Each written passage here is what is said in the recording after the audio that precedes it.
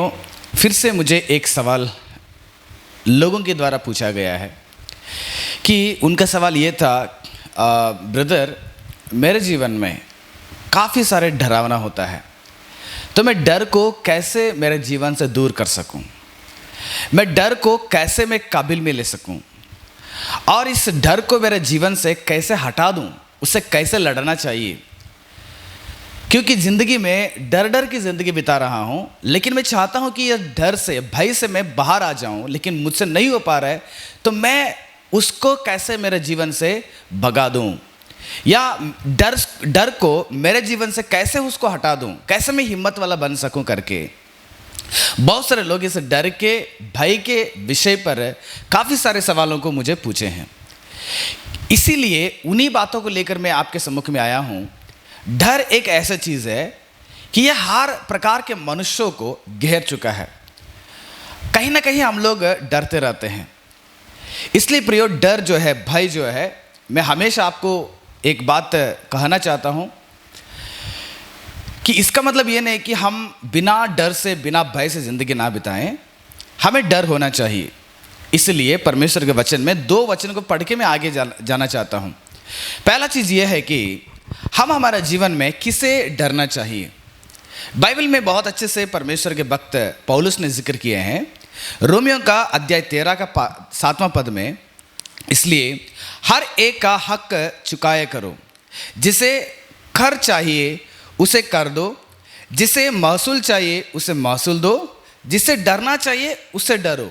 सच में अगर पवित्र आत्मा के अगुवाई के द्वारा पौलुस ने इस बात को अगर कहे हैं, तो मुझे डरना चाहिए, लेकिन कहाँ पर डरना चाहिए, वो चीज़ को पहले हमें समझना चाहिए, है ना। किसको डरना चाहिए, उसे क्या करना है, डरना है। जिसको डरना नहीं चाहिए उसको डरना नहीं है, बल्कि हिम्मत से हम क्या करना है, आगे दौड़ना चाहिए। इसलिए डर एक ऐसा चीज़ है, हमारे जीवन में डर की आवश्यकता है, और डर की कितना आवश्यकता नहीं है, उन बातों को हम अच्छे से क्या करना है, जानना चाहिए। आगे हम एक और विषय को पढ़ेंगे कि हम किसको नहीं डरना चाहिए। भजन संहिता का 3 अध्याय का 6वां पद में भक्त दाऊद ने ऐसे बताते हैं, मैं उन 10,000 मनुष्यों से नहीं डरता जो मेरे विरुद्ध चारों ओर पांति बांधे खड़े हैं। सच में प्रियो, संसार में रहने वाले जो शक्तियाँ जो मुझे विनाश की ओर लेके जाता है, मुझे जो नाश करना चाहते हैं, या मेरे जीवन को दबाना चाहते हैं, या मेरे जीवन को कमज़ोर करना चाहते हैं, मेरे जीवन में कई सारे समस्याओं को लाना चाहते हैं, वह सारे चीज़ के लिए संसार के डर हमारे जीवन में नहीं रहना चाहिए। क्योंकि अधिकतर हम हमारे जीवन में क्या करते हैं, 3 चीज़ से हम डरना चाहिए। पहला जो है हमारा सृष्टिकर्ता परमेश्वर, जिसने हमें बनाया और आने वाले दिन में हमें वो स्वर्ग देने वाला है और हमें इस संसार में पवित्र रास्ते में चलाता है। वह परमेश्वर से डरना चाहिए हमें। और दूसरा, हमारे माता पिता जिन्होंने हमें जन्म दिया है, ताकि वो कभी नहीं चाहते हैं कि हम गलत रास्ते में जाएं। और कोई माता पिता ये नहीं चाहते हैं कि मेरा बेटा को मैं गलत करूं। इसलिए उनके सामने, क्योंकि हमें जन्म दिया है, परिवार में एक अच्छी जिंदगी हमारे जीवन में क्या कर दे, पालन पोषण करके, शोषण प्रेम के द्वारा हमें क्या कर दिया, एक अच्छा जिंदगी उन्होंने दिया है। इसलिए ज़िंदगी के हर कदम में हमारे माता पिता को क्या करना है, भयभीत से ज़िंदगी बिताना चाहिए। और तीसरा जो है हमारा अधिकारी लोग, जिन्होंने हमें शिक्षा देते हैं, जिन्होंने हमें काम देते हैं, जिन्होंने सामाजिक तौर से जीने के लिए हमें कुछ जिम्मेदारी देते हैं, ताकि हम उधर काम करें और उसके बाद कुछ पैसा कमाएं और हमारा परिवार को, हमारे क्या करें, संसार की रीति से हम अपना जिम्मेदारी को उठाकर जिंदगी बिताएं।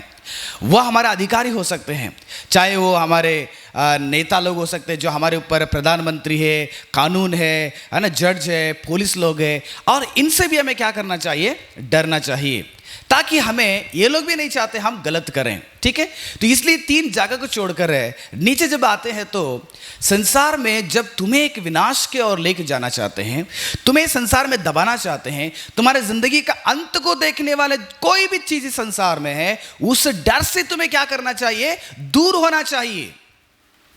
सच में अगर इस डर से मुझे दूर होना है, तो आपको सबसे पहले वो जानना चाहिए कि डर से मुझे लाभ या मेरा नुकसान है। अगर आप इसको जानेंगे, आप डर से कैसे, उस डर को तुम्हारे जीवन से चाहिए और डर से आप कैसे हिम्मत से खड़े होना चाहिए वो जान सकते हैं। डर से अगर आप खोजना चाहते हैं, संसार में हो या परमेश्वर के पवित्र शास्त्र में हो, डर से मेरे जीवन में कितना लाभ है, अगर आप पाते हैं, मैं उस डर के बारे में बता रहा हूं जो संसार के अंदर तुम्हारे जीवन को विनाश की ओर लेके जाना चाहता है, जो चारों ओर तुम्हें घेर लेता है और तुम्हारे जीवन को दबाना चाहता है, उन चीजों के विषय में। और ये जो संसार प्रकार के जो डर है हमारे जीवन में इतना नुकसान करता है, उसके बारे में वक्त आयुब ने अपने ग्रंथ में बहुत अच्छे से विश्लेषण किया है। मैं सभी चीज तो लाया हूं, कुछ चीज मैं आपके जीवन में लाया हूं। अगर आप इस संसार के कोई जादू टोना हो गया, मंत्र तंत्र हो गया, कर्ज के विषय में हो गया और बीमारी के विषय में हो गया, और कोई मनुष्य आपको अगर गिराना चाहता है, अगर आपको दबाना चाहता है, अगर आपको नुकसान करना चाहता है, उनको अगर आप डरना चाहते हैं, है ना, बहुत सारी चीजें हैं इस संसार में, इतनी चीजें आपके जीवन में विनाश करता है। बहुत सारे लोग क्या करते हैं, काला जादू को डरते हैं और भविष्य को लेकर डरते हैं और अपने पढ़ाई को लेकर डरते हैं। संसार में बहुत सारे चिंताएं आपके जीवन में है, उसको लेकर आप इतना भयभीत हो जाते हैं कि आपको क्या करने समझ में नहीं आता है। इसलिए ये सारा जो डर है आपके जीवन में, ये डर आपको इतना नुकसान करेगा। आयुब के ग्रंथ का 3 अध्याय का 25 से लेकर 26वां पद में इस प्रकार से आयुब ने बताते हैं, क्योंकि आयुब के जीवन में भी संसार के कई डर उसके जीवन में आया था, लेकिन उस डर से वो डरा नहीं बल्कि से खड़ा हो गया। वो भी हमारे जैसे एक व्यक्ति था, लेकिन परमेश्वर का एक भक्त था। उन्होंने कहते हैं, भाई यानी कि डर हमारे जीवन में कितना नुकसान करता है। देखिएगा, क्योंकि जिस डरावनी बात से मैं डरता हूं वही मुझ पर आ पड़ती है, और जिस बात में मैं भय खाता हूं वही मुझ पर आ जाती है। मुझे ना तो चैन, आयुब ने बता रहा है, जब जिस डरावनी चीज मेरे जीवन में आ जाता है, अगर मैं उसको डर जाऊंगा, उसके लिए मैं भय करना शुरू कर दूंगा, तो वो जो डर है ना हमारे जीवन में चैन से जीने नहीं देता है, जिंदगी बेचैन हो जाता है, मैं क्या करने समझ में नहीं आता है। आयुब ने भी यही बता रहे हैं कि वो डर जो है संसार का मुझे तो क्या करेगा, मुझे चैन नहीं देगा, न शांति देगा, न विश्राम मिलता है, परंतु दुखी आता रहता है। सच में जब संसार के इन सारे डर आपके हृदय में, आपके जीवन में रहेगा, वो आपको चैन से जीने नहीं देगा, आपको शांति से रहना नहीं देगा, आपको जिंदगी भर दुखी रहते रहेगा, दुखी देते रहेगा। इसलिए डर से आपको डरने की जरूरत नहीं। संसार के डर और क्या करेगा, वही आयुब के ग्रंथ के 15वां अध्याय का 24वां पद में देखिएगा, संकट और दुर्घटना से उसको डर लगता रहता है ना। मनुष्य को संकट और दुर्घटना जब जीवन में आ जाता है, उससे भी मनुष्य को बहुत सारा डर आ जाता है। ऐसा राजा की नहीं जो युद्ध के लिए तैयार हो, वह उस पर प्रबल होता है। युद्ध करने के लिए एक राजा तैयार होकर एक व्यक्ति के ऊपर आक्रमण करेगा और उस व्यक्ति को युद्ध करके हरा देता है। ठीक उसी प्रकार तुम्हारा जीवन में डर जो है तुम्हें एक भयभीत कर देगा, तुम्हें इतना तुम आगे कदम बढ़ाकर कभी भी आप लोग हिम्मत से नहीं जा पाएंगे, उतना डराएगा आपको वो। देखो, आपको बेचैन कर देगा, आपका शांति को छीन लेगा, और आपके जीवन में विश्राम नहीं मिलेगा, और आपके जीवन में दुखी आते रहेगा। बहुत सारे लोग बोलते हैं, सर मुझे डर के वजह से सही से नींद नहीं आता है, और सही से खा नहीं पा रहा हूँ, सही से मैं बैठ नहीं पा रहा हूँ, कोई काम में अगर कंसंट्रेशन नहीं कर पा रहा हूँ, पूरा बेचैन है, बीमार में पड़ते रहता हूँ। ताकि आपके हृदय में संसार का कोई ना एक डर आपके जीवन में पैदा हो गया होगा। देखिए, आयुब बताता फिर क्या बता, आयुब का 18वां अध्याय 11वां पद में, चारों ओर से डरावनी वस्तुएं उसे डराएंगी और उसके पीछे पड़कर उसको भगाएंगे। जब संसार के डर अगर आपके जीवन में रहेगा, वो डर तुम्हें जिंदगी में भगा देगा आपको। आप कभी भी जिंदगी में खड़ा नहीं हो पाएंगे, उतना आपको भयभीत करके आपको भगाने के लिए क्या करेगा, वो डर आपको कोशिश करेगा। संसार का डर आपको जिंदगी में भगाएगा प्रियो। इसलिए संसार का डर कितना आपको नुकसान करेगा पहले पहचानेगा, उसके बाद मैं कुछ बातों को बताना चाहता हूं। हम एक और वचन पढ़ेंगे आयुब के ग्रंथ का 22वां अध्याय का 10वां पद में। देखिएगा, इस कारण तेरे चारों ओर फंदे लगे हैं और अचानक डर के मारे तू घबरा रहा है। सच में चारों तरफ से हमें समस्या ऐसे घेर चुका रहता है, तो उन सारे चीज़ों को देखकर हम घबरा जाते हैं, डर जाते हैं। अयो मेरे जीवन में कल क्या होगा, बाद में क्या होगा, है ना, और परसों क्या हो जाएगा, मेरे बच्चे का भविष्य क्या हो जाएगा, मेरा भविष्य कैसे हो जाएगा। तो इन सभी बातों को लेकर हम चारों तरफ रहने वाले डरावनी चीज़ों को देखकर क्या कर देते हैं, घबरा जाते हैं और हमारे जीवन में मतलब क्या बोलेंगे, गलत गलत निर्णयों को लेना शुरू कर देते हैं। डर के मारे बहुत सारे लोग, देखिएगा, फॉर एग्जाम्पल बताना चाहता हूँ, अगर एक व्यक्ति एग्जाम लिखा रहता, फेल हो जाता है, उसके अंदर एक ऐसा डर रहता है कि मुझे लोग क्या कहेंगे, परिवार के लोग क्या कहेंगे, ऐसे प्रकार के डर पैदा हो जाता है। तो उसके वजह से क्या करेगा वो, काफ़ी सारे लोग क्या करेंगे, नदी में गिर जाते हैं, कुआं में गिर के अपने जान को दे देते हैं, फांसी लगा लेते हैं। यानी कि मनुष्यों ने डर के मारे गलत रास्ता जाएगा। बहुत सारे सेवक लोगों को देखा हूं, सेवा करते रहेंगे, सेवा में कठिनाई आएगा, मुश्किलें आएगा, यो कल क्या होगा, मेरे परिवार की जिंदगी क्या होगा। तो इसको समझकर बहुत सारे सेवक लोग सेवा छोड़कर भाग के अपने संसार में कुछ पैसे कमाने के रास्ते में चला जाते हैं। यानी कि मनुष्यों ने जब डर, अगर संसार के डर अगर उसके जीवन में आ जाएगा, तो वह व्यक्ति क्या करेगा, वह डर उसको गलत निर्णय को लेने के लिए आपको फुसलाएगा। इसलिए भक्त दाऊद कहता है कि चारों तरफ से जो फंदे लगा रहता है, डर के मारे तो घबरा जाएगा, घबराने के बाद तो गलत निर्णय लेगा। देखो संसार का डर कितना हमारे जीवन को नुकसान करता है। वही मत्ती रचित सुसमाचार का 14वां अध्याय का 26वां पद में प्रभु यीशु मसीह ने कहता है कि चेले उसको झील पर चलते हुए देखकर घबरा डर गए और कहने लगे वह भूत है, और डर के मारे चिल्ला उठे। मनुष्य के हृदय में जो संसार के अंधविश्वास को लेकर, संसार के मनुष्य की बातों को लेकर, संसार में मनुष्य के सलाहों को लेकर, उन बातों को जब दिमाग में रखते हैं, मनुष्य के हृदय में डर पैदा हो जाएगा। तो मनुष्य क्या करेगा पता है, वह संदेह में चला जाएगा, यानी कि शंका में चला जाएगा। हो कल ऐसे हो सकता है मेरे जीवन में, परसों मेरे जीवन में ऐसा हो सकता है, वो मैं ऐसे जाऊंगा तो मेरे साथ ऐसे दुर्घटना हो सकता है।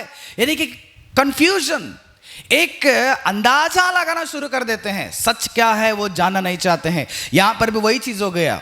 जब यीशु मसीह ने वो झील में पानी पर चल रहा था, तो चेले ने देखकर, यीशु मसीह को देखकर ये समझने लगे वो भूत है करके।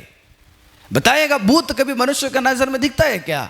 लेकिन चेलों के मन में भी, चेलों के कान के अंदर भी ऐसे बातें शायद यीशु मसीह को अपनाने से पहले आ चुका रहता होगा, इसलिए भूत को लेकर ये डर रहे थे। आज भी संसार के लोग भूत प्रेत, है ना, ये सब देखेंगे तो मतलब सुनेंगे तो काफी डरावने उनके हृदय में तैयार हो जाता है। यीशु मसीह को देख के कहने लगे कि यार ये भूत आ रहा है, डरने लगे। यीशु मसीह ने कहा उनको, यीशु ने तुरंत उनसे बातें की और कहा ढंढस बांधो, मैं हूं, डरो मत। डरना नहीं तुम्हें, मैं हूं परमेश्वर, यीशु मसीह तुम्हारा साथ रहने वाला, मैं यीशु हूं। आगे आने के बाद इनको विश्वास आ जाता है ना। तो इसलिए प्रियो, डर हमारे जीवन में अगर लाभ करता है, संसार के डर अगर हम खोजेंगे, हमारे जीवन में कोई प्रकार का लाभ नहीं है वो।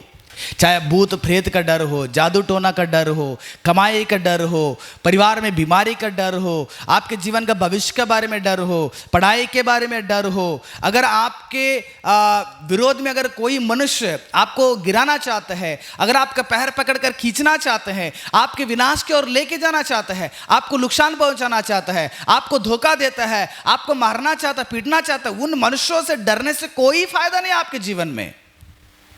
आप इस संसार के कोई भी चीज के लिए डरिए नहीं, आप हिम्मत से बने रहिएगा, क्योंकि यह डर ही आपके जीवन में नुकसान पहुंचा रहा है।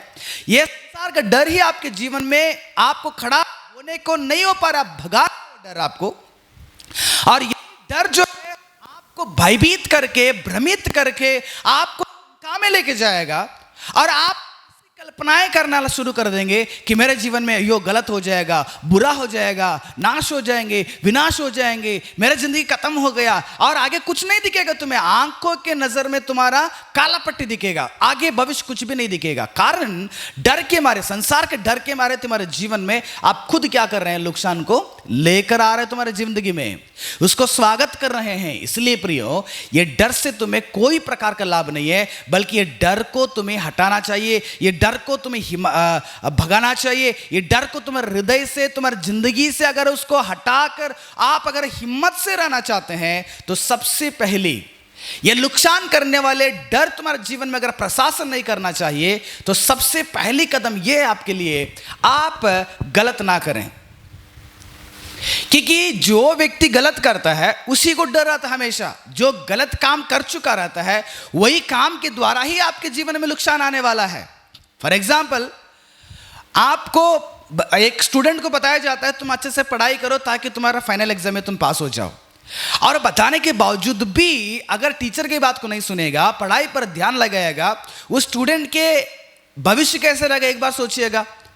आखिर में वो फेल हो जाएगा ना।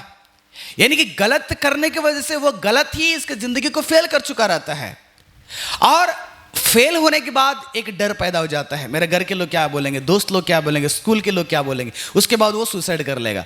देखो, एक गलत किया, उसके मारे आप फेल हो चुके हैं, और उसके बाद आपके जीवन में आप खुद फांसी लगाकर या खुद मरने के लिए भी तैयार हो जाते हैं। एक स्टूडेंट का हकीकत यह है। संसार में भी यही चीज है प्रियो, किसी भी चीज के लिए डरना नहीं चाहिए तुम्हारे जीवन में, गलत ना करें। बहुत सारे लोग कर्ज नहीं करने करके कितने समझाया जाता है, लेकिन लोग क्या करेंगे, कर्ज ले लेंगे, वो भी बहुत ब्याज पर कर्ज लेंगे। कर्ज लेकर तो गलत कर चुके हैं,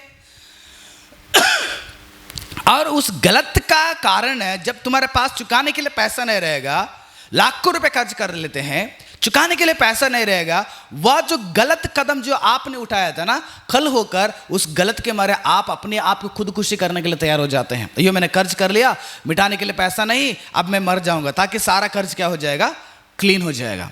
देखो, मनुष्यों ने जब गलत करते हैं ना, उसी गलत के कारण ही उसको समस्या आएगा, उस गलत के कारण ही आपके जीवन में संकट आएगा, उस गलत ही आपको डराने वाला एक दिन। अगर आप एक कंपनी में काम करते हैं, आपके बॉस कहेगा इतना देर से इतना देर आपको काम करना पड़ेगा। अगर आप सेवा करते हैं, इतना देर से इतना देर आप सेवा करना पड़ेगा, सेवा करो।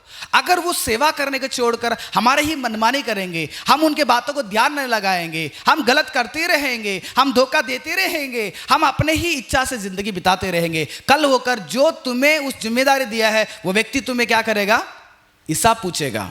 जब तुम्हारे पास कोई प्रकार का प्रतिफल नहीं रहेगा, तो उस वक्त में क्या किया जाएगा, आपको डांटना पड़ेगा, आपको आपके पर भरोसा टूट जाएगा। इतना तक भी हो सकता है कि तुम्हें उस जगह से क्या करेंगे, हटाकर किसी दूसरे व्यक्ति को देंगे। समस्या कौन लाया है, समस्या हमारे गलत ने लाया है। इसलिए समस्या या डर तुम्हारे जीवन में नहीं आना चाहिए, तो तुम्हारे जीवन में सबसे पहले गलत ना करें। बाइबल में एक छोटी सी घटना बताना चाहता हूं प्रियो। गलत करने की वजह से मनुष्य के जीवन में किस प्रकार से समस्या आ गया। पलिस्ती लोग करके बाइबल में आप बाइबल के इतिहास को पढ़ते हैं तो पलिस्ती लोग आ जाते हैं। एक बार पलिस्ती लोगों के विरोध में इजराइल के लोग युद्ध करने के लिए जाते हैं। चलो पलिस्तीन लोगों को मार डालेंगे, उनको खत्म कर डालेंगे, उनके नाम और निशाना तक हटा देंगे करके।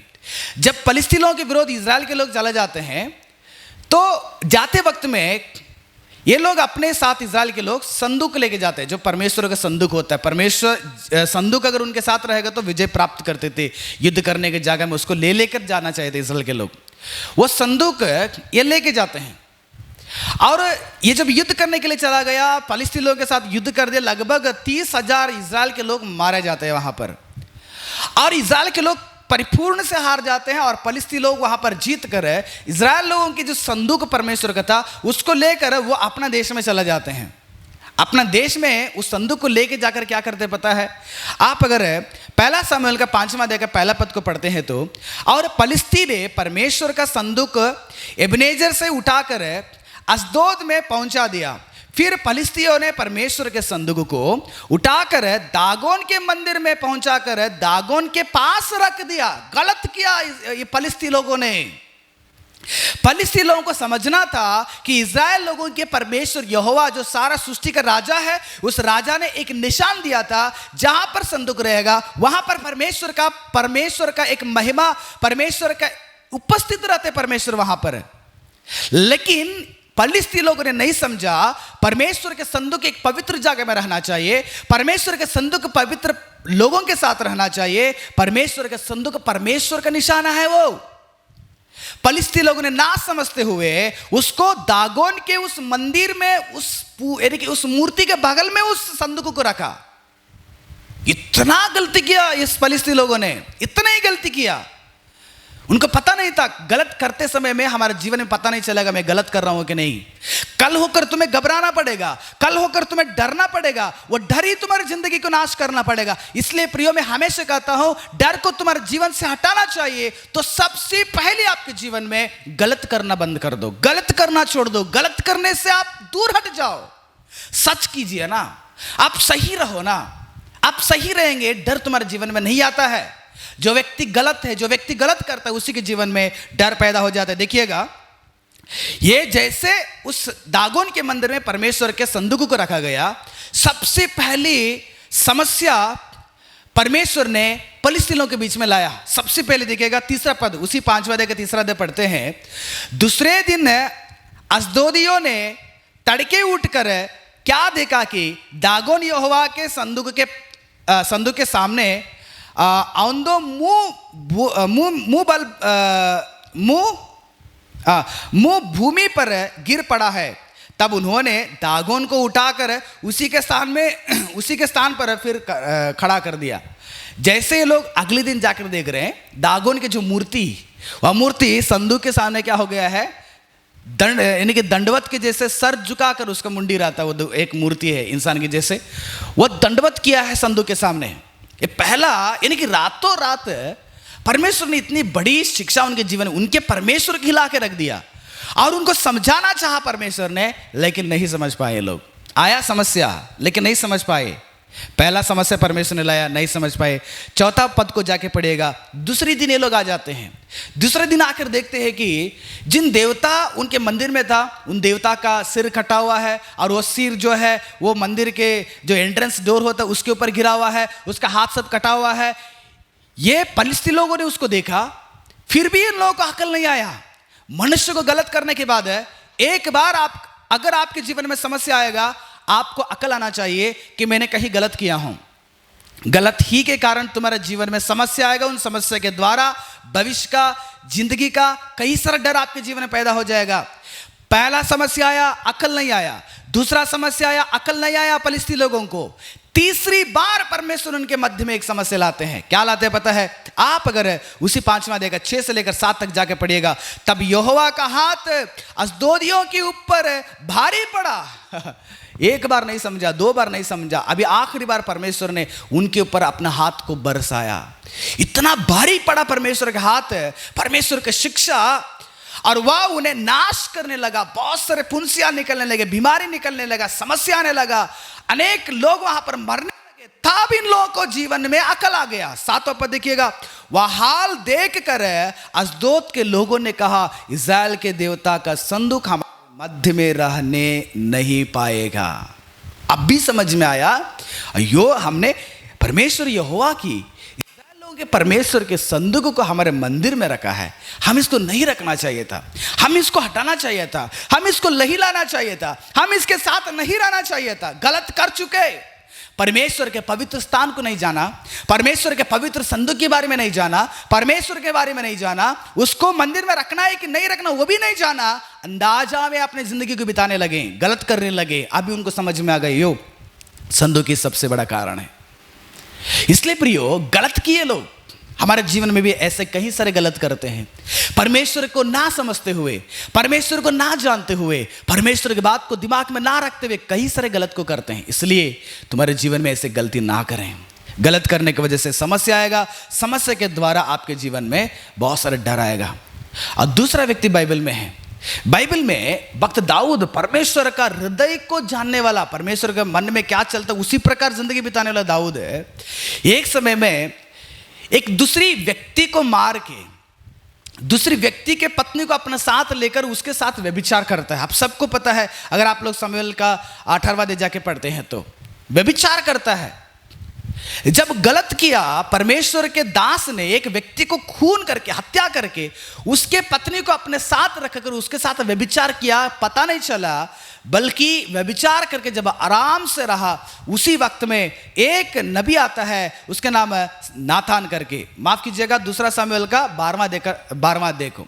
नातान नबी आकर उस दाऊद से कहता है, जो दाऊद ने एक व्यक्ति को मारकर एक स्त्री से व्यभिचार किया था, उस व्यभिचार के कारण, उस धोखे के कारण, उस हत्या के कारण दाऊद को नातान नबी, परमेश्वर ने नातान को कहा, नातान नबी ने आकर दाऊद को कहने लगे, क्या कहा पता है? तूने यहोवा की आज्ञा तुच्छ जानकर क्यों वह काम किया? क्या ऐसे काम करने के लिए कैसा हिम्मत लाया दाऊद तुमने क्यों गलत किया? एक व्यक्ति को हत्या करना, उसको धोखा देना, तो गलत नहीं किया, और उसके पत्नी को तुम्हारे साथ रखकर गलत नहीं किया। तुम एक अपराध, अशुद्धता के काम किया दाऊद। कैसे आपके जीवन में हिम्मत आ गया? परमेश्वर का संदेश यही है, जो उसकी दृष्टि में बुरा है, बुरा, हाँ, हित्ती उरिया को तूने तलवार से घात किया और उसकी पत्नी को अपने कर लिया, और उरिया को अम्मोनियों की तलवार से मरवा डाल दिया। तू क्यों ऐसे गलत किया दाऊद ने? क्या किया? ऐसे गलत करने की वजह से क्या हुआ पता है? उसके जीवन में 7 दिन परमेश्वर के भक्त नबी नातान ने कहा, इसके द्वारा हमारा परमेश्वर तुम्हें एक दंड देने वाला है। उसका दंड यही है, जो उरिया के पत्नी, उसके गर्भ के अंदर पैदा होने वाला, तेरे द्वारा होने वाला जो बच्चा है वो मर जाएगा। दाऊद के हृदय में घबराहट आ गया, चिंता आ गया, अयो, उसका व्याकुल हो गया। परमेश्वर के पास जाकर 7 दिन तक उपवास रखकर उसने क्या करने लगा? गिड़गिड़ाहट करने लगा, क्योंकि बच्चा नहीं मरना चाहिए, ऐसी विपत्ति मेरे जीवन में नहीं आना चाहिए। ये नहीं आना है तो पहले क्या करना था? ऐसे काम नहीं करना था दाऊद ने। गलत करने की वजह से ही ये डर उसके जीवन में आ गया ना। जी प्रियो, व्यक्ति गलत करेगा तो उसके जीवन में जरूर डर पैदा हो जाएगा, समस्या आएगा और उसके बाद डर पैदा हो जाएगा। उसी बाइबल में साउल करके नाम का एक व्यक्ति है, परमेश्वर की इच्छा के अनुसार, परमेश्वर के मर्जी के अनुसार, परमेश्वर की योजना के अनुसार जिंदगी नहीं बिताया, भलाई काम नहीं किया, उसने बुराई काम किया।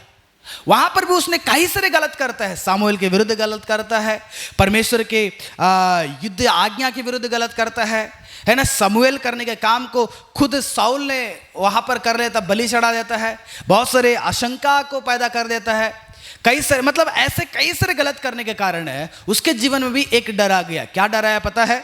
आप अगर पहला सामुएल का 18वां अध्याय का 12वां पद को जाके पढ़ते हैं तो वहां पर ऐसे जिक्र किया गया है, और साउल दाऊद से डरा करता था। दाऊद से साउल डरता था। क्यों? क्योंकि साउल का जो राजगद्दी है अभी दाऊद को मिल गया है। दाऊद परमेश्वर के सम्मुख में अच्छा काम करता था, इसलिए वो राजगद्दी उठाकर दाऊद को दिया गया और साउल को राजगद्दी से हटा दिया गया। परमेश्वर के महिमा साउल से हट गया, परमेश्वर की आत्मा साउल से हट गया, दाऊद के ऊपर आ गया। अभी साउल ने दाऊद को देकर डरने लगा, परिस्थिति को देखकर घबरा गया साउल ने। कारण क्या है? साउल ने की हुई कई सारे गलतियां। जी प्रियो, तुम्हारे जीवन में गलती ना करें, इसलिए भक्त सुलेमान ने अपने नीति वचन में एक बुद्धि के बाद ऐसे कहते हैं। आप अगर नीति वचन का पहला अध्याय 23 से लेकर 27वां पद तक जाके पढ़िएगा, वहां पर परमेश्वर के एक बात को सुलेमान बताता है, तुम मेरी डांट सुनकर मन फिराओ, सुनो, मैं अपनी आत्मा तुम्हारे लिए उंडेल दूंगा, मैं तुमको अपने वचन बताऊंगा। परमेश्वर बता रहा है कि मैं तुम्हारा जीवन में आत्मा दूंगा, मैं बातों को कहूंगा, मैं मेरा वचन को कहूंगा, है ना, मैं बातों को कहूंगा, सुनिएगा। मैंने तो पुकारा परंतु तुमने इनकार किया। गलत कर रहे, परमेश्वर के आवाज को सुनकर हम इनकार करके गलत कर रहे। और मैंने हाथ फैलाया, आ जाओ, यीशु बुलाता है, आ जाओ करके यीशु मसीह ने अपने पास बुलाते हैं। लेकिन यीशु मसीह को उस बुलाहट को भी हम इनकार कर रहे हैं, परंतु किसी ने ध्यान नहीं दिया परमेश्वर के ऊपर, भलाई के ऊपर, अच्छी चीज के ऊपर, पवित्रता के ऊपर, उसके और कोई भी ध्यान नहीं लगा रहे हैं, हमेशा अपना गलती की ओर है। वरन तुमने मेरी सारी सम्मति को अनुसुनी किया और मेरी ताड़ना का मूल्य ना जाना। मैंने आपको शिक्षा दिया, इतना आपको ताड़ना दिया, फिर भी आप लोग नहीं बदल रहे, फिर भी गलत के ऊपर गलत कर रहे हैं आप लोग। परमेश्वर से दूर होकर गलत कर रहे हैं, परमेश्वर का आवाज़ को तुल्य जान मैंने इनकार करके गलत कर रहे हैं, परमेश्वर का सुसमाचार को इनकार कर रहे हैं। हाँ, आप लोग उसका वैल्यू नहीं, मेरा वैल्यू आपको पता नहीं चल रहा, इसलिए मैं भी तुम्हारी विपत्ति के समय हंसूंगा। तुम्हारे जीवन में विपत्ति, तुम्हारे ना सुनने के कारण, तुम्हारे गलती के कारण, तुम्हारे इनकार के कारण, तुम मुझे कीमत ना देने के कारण तुम्हारे जीवन में एक बहुत सारी विपत्ति आने वाला है। और जब तुम पर भय आ पड़ेगा, परमेश्वर के वचन सुलेमान के द्वारा तुम्हारे जीवन में विपत्ति आएगा और उसके बाद तुम डरेंगे। कारण क्या है पता है? आपने मुझे दूर रखा है, आपने मुझे कीमत नहीं दे रहे हैं, आपने बहुत बड़े बड़े गलती कर रहे हैं। गलती के कारण तुम्हारे जीवन में समस्या के द्वारा तुम्हारे जीवन में डर पैदा होने वाला है और उस डर के मारे तुम घबरा जाएंगे, डर के मारे तुम चिंता में डूब जाएंगे, डर के मारे तुम्हारे जीवन में भय आ जाएगा, डर के मारे में आप लोग सोचेंगे संसार को छोड़ के जाएंगे, डर के मारे इतना प्रॉब्लम्स आपके जीवन में आ जाता है, डर डर के जिंदगी बिताएंगे। कारण गलती ना करें। सबसे पहले तुम्हारे जीवन में अगर डर को काबूल करना चाहते हैं, काबिल में लाना चाहते हैं, डर को जीवन से हटाना चाहते हैं, सबसे पहले वो कदम उठाइएगा, गलत करने का आदतों को तुम्हारे जीवन में छोड़ दीजिएगा। गलत करेंगे हमारे जीवन में जरूर क्या हो जाएगा? डर पैदा होगा। समस्या गलत से ही होता है ना। और दूसरा चीज प्रियो, तुम्हारे जीवन में अगर डर नहीं रहना चाहिए, डर को हटाना चाहिए, तो दूसरा मजबूत विश्वास आपके हृदय में रहना चाहिए। डर का अपोजिट शब्द ही डर का एक अपोजिट शब्द कार्य वो होता है विश्वास। जिस व्यक्ति के अंदर विश्वास रहेगा वह व्यक्ति डरेगा नहीं, जिसके अंदर डर रहेगा उसके अंदर विश्वास रहेगा नहीं। इसलिए उत्पत्ति का 15वां अध्याय पहला पद को जाके पढ़िएगा, वहां पर अब्राहम को भी एक डर था। अब्राहम का डर यह था, परमेश्वर ने 12वां अध्याय में बुलाते हैं, अब्राहम आ जाओ, मैं तुम्हें बड़ी जाति बनाऊंगा और तुम्हारे द्वारा सारा पृथ्वी का आशीष का एक मूल आप हो जाएंगे। 12वां अध्याय में परमेश्वर ने बुलाया, काफी साल हो गया, अब्राहम ने परमेश्वर के बुलाहट को सुनकर आ तो चुका, लेकिन अब्राहम के जीवन में बच्चा नहीं था। उसके जीवन में बहुत सारे घबराहट आ गया, डर आ गया। इसको परमेश्वर ने जान लिया। अब्राहम के हृदय में किस प्रकार के डर है परमेश्वर ने जानकर है। एक दिन परमेश्वर ने अब्राहम को बुलाया। 15वां अध्याय का पहला पद देखिएगा। जब बच्चे नहीं करके घबरा गए, यो मेरे जीवन बच्चे होंगे कि नहीं, परमेश्वर ने तो बोल दिया, हमने तो प्रार्थना कर चुके, अब मुझे ये मिलेगा कि नहीं मिलेगा, अयो मेरा बच्चे का भविष्य सही होगा कि नहीं होगा, अयो मुझे काम मिलेगा कि नहीं मिलेगा, अयो मैं स्वर्ग में जाऊँगा तो नहीं जाऊँ कि नहीं जाऊँगा, अयो मैं पवित्र जीवन बिताऊँगा कि नहीं बिताऊँगा। कई प्रकार के डर तुम्हारे हृदय रहेगा और वो डर परमेश्वर को पता चलेगा। और वो डर के मारे दाऊद ने भी बैठ गया, अब्राहम भी बैठ गया था और परमेश्वर ने अब्राहम को बुलाया, कहने लगा इस बातों को इन बातों के पश्चात यहोवा की यह वचन दर्शन में अब्राहम के पास पहुंचा। अब्राहम को दर्शन में पहुंचा कि हे अब्राहम मत डर, तेरी ढाल और तेरा अत्यंत बड़ा फल मैं हूं।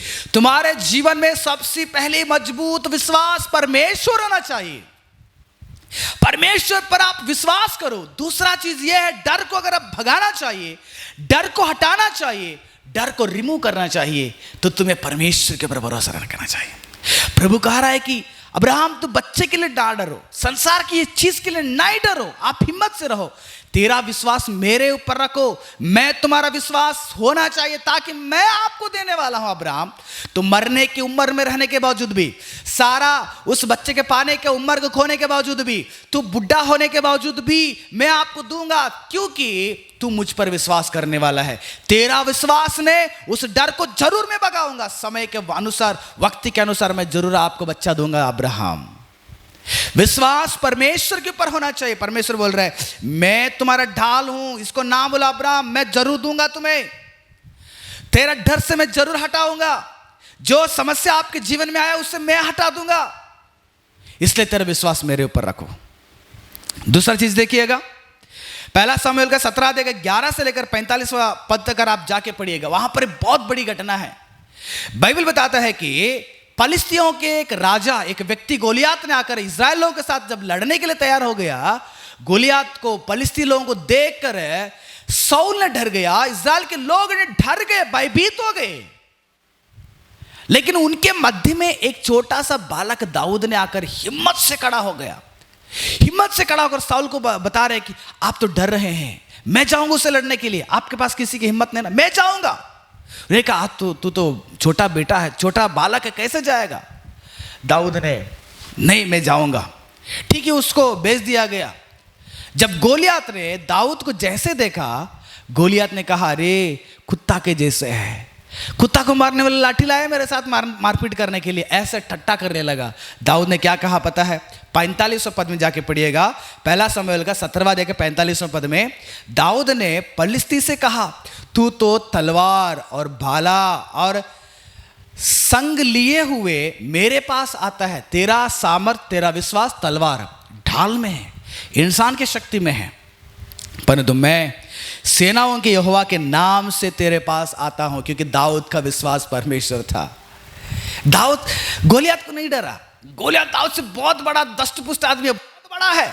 समस्याएं हमारे जीवन में बहुत हमसे भी बहुत बड़ा दिखता है, दिक्कतें हमसे भी बहुत बड़ा रहता है, बीमारियां हमसे भी बहुत बड़ा रहता है, मृत्यु हमसे भी बहुत बड़ा रहता है, संसार के चीजें हमसे भी बहुत बड़े रहते हैं। उनको देखकर हमारे जीवन में डर आता है कि यह मेरे जीवन को कितना नुकसान करेगा। लेकिन दाऊद के विश्वास आपके जीवन में होना चाहिए, मेरा साथ परमेश्वर है, मेरा जीवन में परमेश्वर है, मेरा परिवार में परमेश्वर है, मेरे जिंदगी में परमेश्वर है, मेरे कदमों में परमेश्वर है, मेरी योजना में परमेश्वर है, मेरी पवित्रता में परमेश्वर है। इसलिए मैं संसार में परमेश्वर के साथ क्या करूंगा? जिंदगी बिताऊंगा। परमेश्वर मेरा विश्वास है। दाऊद का विश्वास परमेश्वर पर था। उसका विश्वास पत्थर में या गुलियल में नहीं था, दाऊद का विश्वास परमेश्वर पर था। इसलिए बोल रहे परमेश्वर के नाम से मैं तेरे साथ लड़ने के लिए आया हूं। एक और वचन पढ़ेंगे भजन संहिता का 23वां अध्याय का 4वां पद में दाऊद बताता है, चाहे मैं घोर अंधकार से भरी हुई तराई में होकर चलो तो भी हानि से नहीं डरूंगा। है ना, क्या बोल रहे? घोर अंधकार के भरी हुई तराई में होकर मैं चलूंगा। घोर अंधकार, जिंदगी अंधकार दिख रहा है, जादू टोना, मंत्र तंत्र, काला जादू, तावीज, मनुष्यों के योजना, मनुष्यों के गलत सलाहें, बीमारियां, समस्याएं, कर्ज, यानी यो बच्चों का भविष्य, हमारा भविष्य, काफी सारे हमारे चारों ओर अंधियारा ही अंधियारा भरा हुआ रहता है। भूत प्रेत का एक डर है, एक तरफ से बहुत सारे भूत प्रेत से डर रहे, बच्चे नहीं हो करके डर रहे हैं, है ना। संसार में कई सारे डर आपके जीवन में पैदा हो गया है।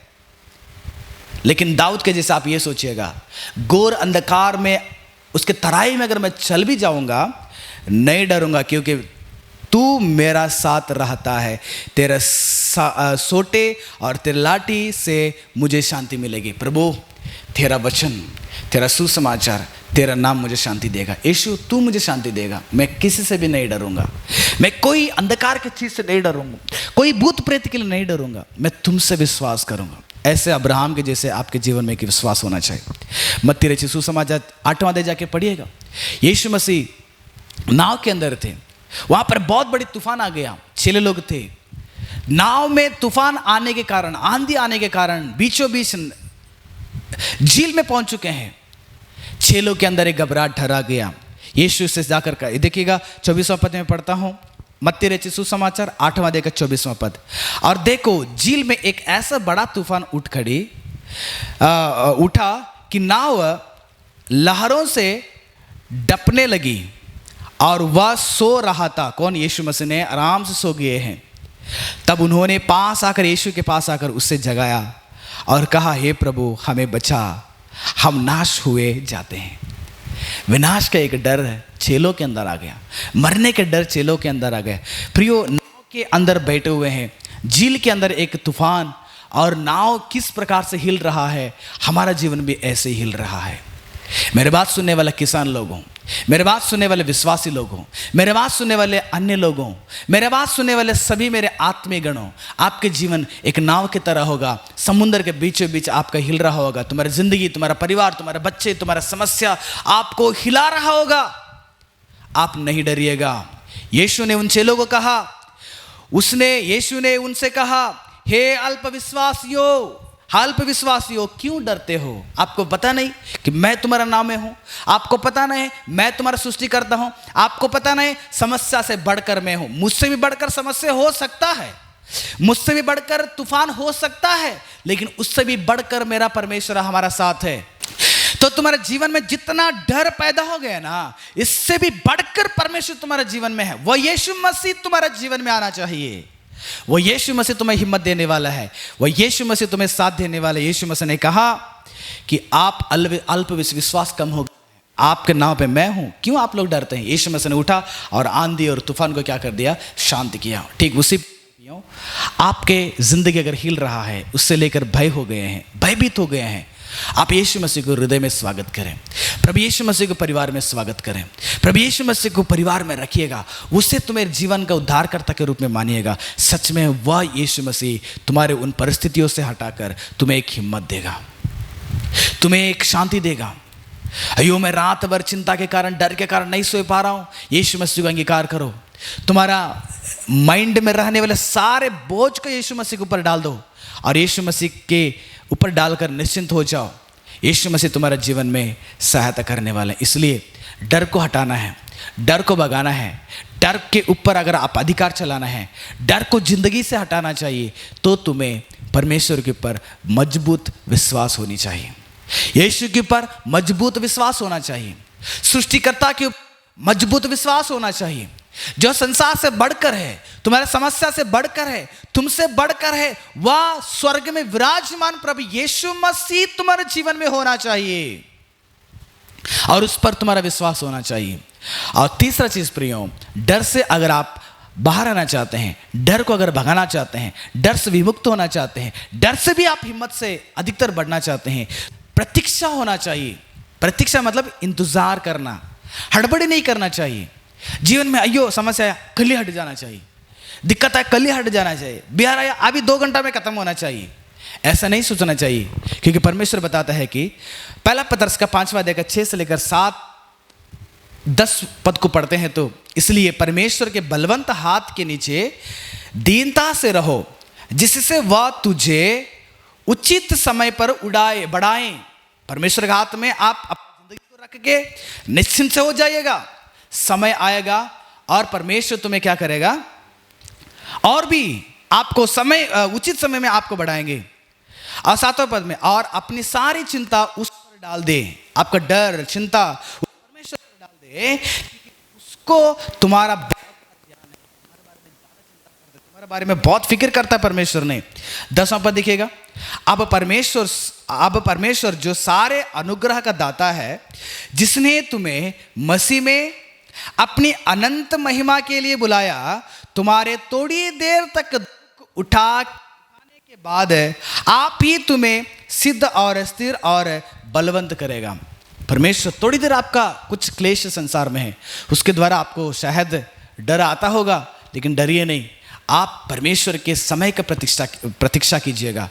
प्रभु तुम्हारा समय कब है, मैं उसका प्रतीक्षा हूं, और वह समय आएगा जरूर तुम्हारे जीवन में रहने वाले सभी डर क्या हो जाएगा, हट जाएगा। आप ये नहीं सोचिएगा मैं यीशु मसीह को जान लिया तुरंत सभी ठीक हो जाएं, कल परसों, नो, समय परमेश्वर का होना चाहिए। हमारा समय पे कभी काम नहीं होना चाहिए, परमेश्वर के समय पे होना चाहिए। इसलिए प्रिय परमेश्वर के लोगों, डर तुम्हारे जीवन में बहुत नुकसान करता है। संसार के डर वो तुम्हें इतना नुकसान करता है, आप इस वीडियो को शुरू से देखिएगा, काफ़ी सारे नुकसान उसका अय्यूब ने ग्रहण कर लिया और कहा ये डर की वजह से मैं चिंता में डूब जाता हूँ, बेचैन रहता हूँ, शांति नहीं रहेगा, दुख उठा के रहना पड़ता है, डर के मारे में भागना पड़ता है ज़िंदगी में, डर के मारे में घबरा कर गलत कदम को उठाना पड़ता है, डर के मारे मैं अनेक प्रकार के बुरी कल्पनाएं मेरे जीवन में तैयार हो जाता है।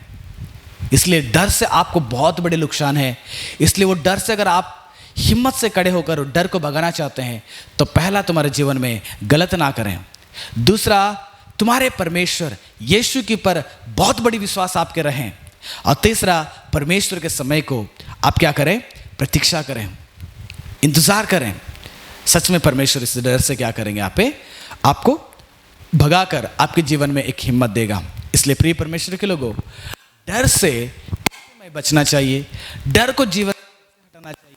अगर आप समझना चाहते हैं, इस वीडियो को देखिएगा और इस वचन को देखिएगा और इस वचन को ध्यान दीजिएगा, जरूर तुम्हारे जीवन में हिम्मत मिलेगा। यीशु मसीह तुम्हें और भी शक्ति और हिम्मत दें, हम प्रार्थना करेंगे।